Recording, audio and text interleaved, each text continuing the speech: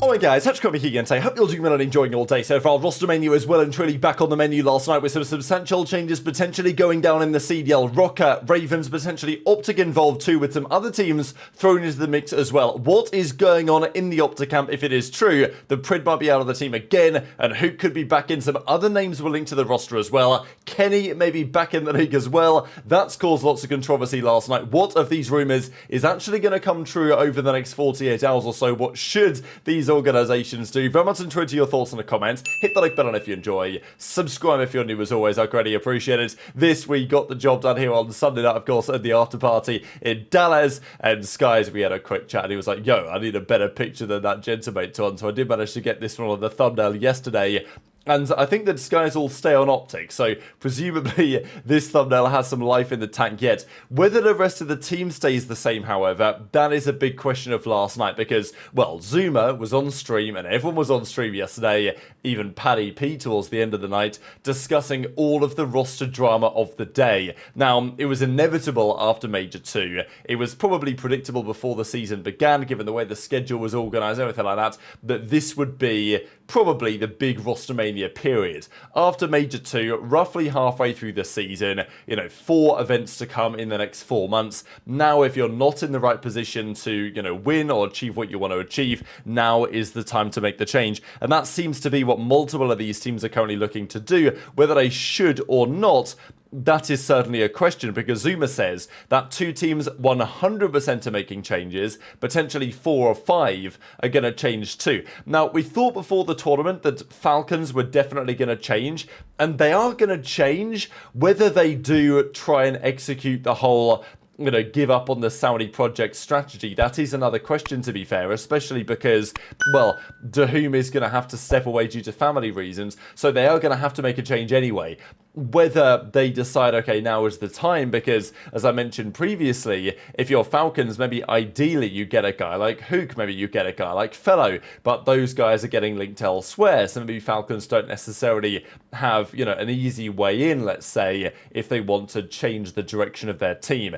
But a couple of teams definitely changing. One of those, as far as we understand, is going to be the Rokkr. The other one is a big question mark, right? And especially because, well, some of the names that are being involved. So, CDC Intel says the Stage 3 Challengers Elite roster lock has been extended by a day to allow for these roster changes, potentially up to 6 CDL teams getting involved. Now, just to reel off those 6, you're assuming it's going to be Falcons. Rokkr should be there as well. Could be Boston, but I kind of doubt it, to be fair. Ravens, they are an interesting conversation we'll get to in a second. Miami, presumably, are going to make a move. OpTic is possible. And then I guess you get a team, maybe even like Cloud9, because if OpTic make a move, then there is a ripple effect down the league, which of course could have major ramifications. But definitely a feeling that some of the Omic guys that won the event there in Dallas in Challengers will be getting back into the league. Now, OpTic, of course, didn't have a great run at the Major. They finished top 8, the same as they did back at Major 1, but of course they started losers. Difficult to read too much into their performance, really. And I guess there was a feeling that, okay, if you are going to make a change before the Major, then, assuming that you at least win something, you'll probably at least stick it out afterwards to see if the team can improve and get better. If they didn't make a change before the Major, they most certainly would have done afterwards. But they may well make a change anyway, is the point. Because JP was talking about kind of where OpTic are falling short right now compared to some of the other teams. And Killer, in the replies, the chosen one, says maybe you should tell his subs to stop running around in their spawn for kills, and maybe wrap back to help his teammates get out of the bait, at least in control. And, whether you think Killer's spitting or not, or whether you think he knows what he's talking about or not, it was an interesting perspective to see, the inaugural world champion on Furico back in 2013 giving his perspective, because, we know that it is a common talking point that OpTic's control is, let's just say, not as cohesive as it might otherwise be. Now, this was causing some notice last night, as Pal says, noticing, because we had some 8s running with Skies was in there, Dashy was in there, Shotzzy was in there too, but, there was no Pred, instead, and it was Real on that team instead, with Vivid against iLLeSky's aBeZy in 04. So just was interesting to note because, well, there were some rumours about Real hitting the timeline later in today. The big one that we think is most likely of any is going to be Rokkr with Arcitys. Rokkr have been expected for some time to probably replace paulX. That wouldn't have been a massive surprise after Major 1. It certainly won't be a big surprise here after Major 2. Nero has also been pretty underwhelming. Estriel's been their best player, closely followed, I'd say, by Geo, especially on LAN. Nero's been pretty poor lately, but paulX has been the weakest member. And I know there's a feeling that you look at that roster of 3, that Geo, Estriel, Nero combination, and say, look, if you're a guy like Fellow, maybe, if you're a guy like Arcitys, that could be a good option there. And we think that Arcitys is the most likely man to get that opportunity at the Minnesota Rokkr. Should he be is another question for debate, right? Of course, like, he's a 2-time world champion, won the Challengers World Championship, I think, as well. But in recent times, it's obviously not really gone to plan for him, right? There's been lots of talk about his, ability as a teammate, shall we say, whether he's going to be able to get back to the top form that he needs to be at, because, his last couple of years stint in the league have been pretty tragic, to say the very least. Is his leadership and his capabilities from an AR side the right, guy to lead that Rokkr team? I mean, possibly. At the start of the season, we even talked about it, that team could start well and then fall off, just given the way they are as a team, really, and like the lack of leadership, I guess I would argue too. That's pretty much what happens. For some time, I've thought that Fellow might be a good option, but of course, Arcitys being available, that makes a fair bit of sense too. So Arcitys to Rokkr seems likely. My understanding also is that Kenny was at least approached by the Minnesota Rokkr. I think in terms of the conversations there, they were potentially had, or maybe not, who knows. But Kenny also has other opportunities on the table, and the most likely one as it stands seems to be none other than the Carolina Royal Ravens. Now, this has caused a lot of controversy yesterday, right? Because Kenny was not a good player in the league for OpTic this year at all. And the idea of Ravens, currently the 4th seed in the league and have been looking great this year. Of course, like, Ravens' results were top 4 at Major 1 and top 8 at Major 2. It's not actually spectacular in the sense that, could Ravens improve? I think definitely they could try and improve. Right now, their respawn isn't at the level they need it to be, and their search and destroy has been a bit underwhelming.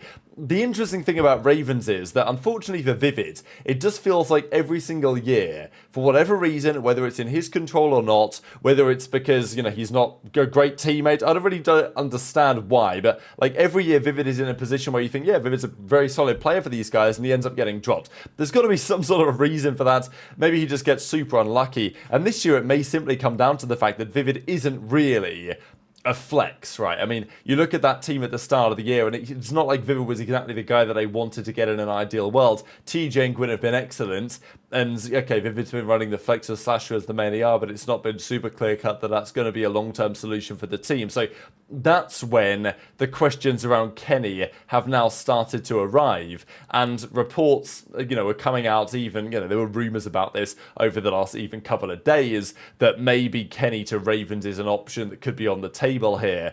And if I'm Kenny, this makes an awful lot of sense. I'm not going to get a better offer right now if I'm Kenny. Okay, maybe Falcons come along with a bag at some point, but as far as it stands, this seems to be the way to go. Team up again with Slasher, with TJ, players that he's had success with before. Intermittently, though, it's got to be said, of course, the LA Thieves team from way back in Cold War was basically this roster with Donnie Temp in the team. And you might think, oh, well, these guys are, they're going to be washed up now compared to the players that they were. And maybe that's true, maybe that's fair, but I think TJ is better than he used to be. I think Slasher can still hang. And I guess the question is whether you think that Kenny's completely washed up or not.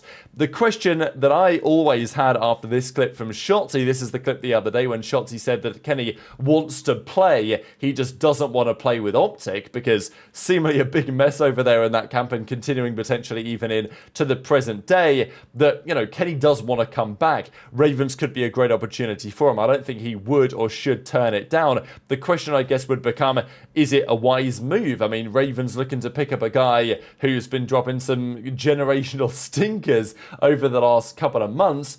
and bring him in for a guy like Vivid, who's done a pretty good job, although, you know, Vivid's numbers haven't actually been great. Look, if this gets confirmed, we'll dive into the numbers in greater detail. The bottom line is, this would be a risk for the Ravens to take, but it's probably a risk that they can afford to take in many respects. They're 4th in the league, they're going to qualify for the World Championship, and the question is, are you comfortable being where you are? And, you know, look, if Ravens don't make a change, they're not getting any better than they presently are. They're admitting that 4th, maybe 3rd, is the absolute ceiling, and they're never going to effectively do any better than that.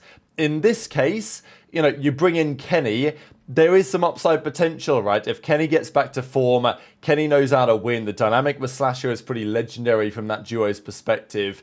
If it works, it could really work. If it doesn't work, then okay, like, it's not great for either party, but they're probably still going to make champs anyway, and maybe they could even bring Vivid back. It's not an impossibility, especially if they were to bench him. So it's one of those moves where, to me, I think as a Ravens fan, if you are a Ravens fan, it's a bit concerning, but I think it's a risk that you want these organizations to take to at least try and improve. That's my opinion, given that there's not much risk on them either. But intrigued to your thoughts in the comments. One team that there is serious risk, though, is OpTic Texas, because whatever they decide to do, it will have serious consequences. And it seems like they are going to, or at least are close to potentially, pulling the trigger on yet another roster change. Now, this was the first tweet that hit the timeline last night. There were loads of bait tweets arriving yesterday. This was not a bait tweet. This was, you know, a potential this is going to happen tweet, not just for impressions. This was maybe an option, but probably isn't going to happen. So Ghost to Hope says, grain of salt leak, Real will replace Pred on the starting lineup. Deal is supposedly close to done, which would be a crazy turn of events. I mean, like, look, Real, talented player for sure, but for the Real to go to OpTic would be insane in many regards. Not a player that I would have predicted, but I guess that's the point, right? If you're going to make a change, who are your options? Not particularly many. Shortly after this tweet, though, you know, Real obviously tweeted this out, kind of implying that maybe that's not necessarily going to be the case, or maybe otherwise, who really knows. And JoeDeceives says, if this is true, it would open the door to Pred to Cloud9. If Pred was actually to be gone, that might level them up too. And JoeDeceives says, no, this Real thing is not bait. It may not turn out to be true, but he's not baiting us. There maybe have been conversations had. Shortly afterwards, however, the rumour then shifted to the fact that actually, no, it's not going to be Real in. It's instead going to be Huke. So they're effectively going to run back a previous roster that they had, and at least with, you know, one change now with Skies in for Kenny. But Huke, it seems, is going to be back in business, and the tweets afterwards definitely hit the timeline on that as well, as we see here, give you a gift. We've got Huke the nuke coming out of the nuclear bunker, and then even Ghost to Hope says, you know, grain of salt for a reason, because, and, you know, the feeling being anyway that Huke is certainly getting back into that team. I mean, what is going on, ladies and gentlemen, behind the walls of the Hex quarters? I really don't understand. I don't really understand why Pred was brought back in the first place. We're still not fully sure why he was gone. We're certainly not sure why they brought him back in the way that they did.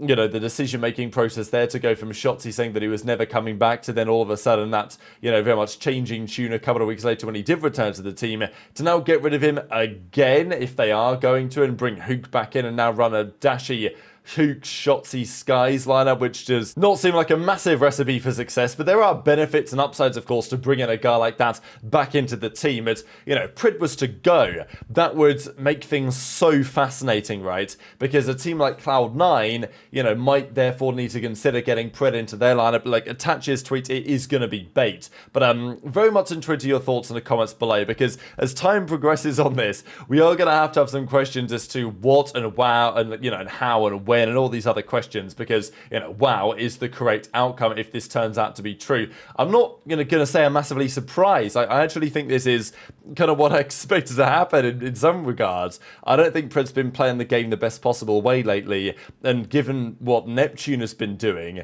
I know that there's got to be a feeling that who could do something similar on this OpTic team.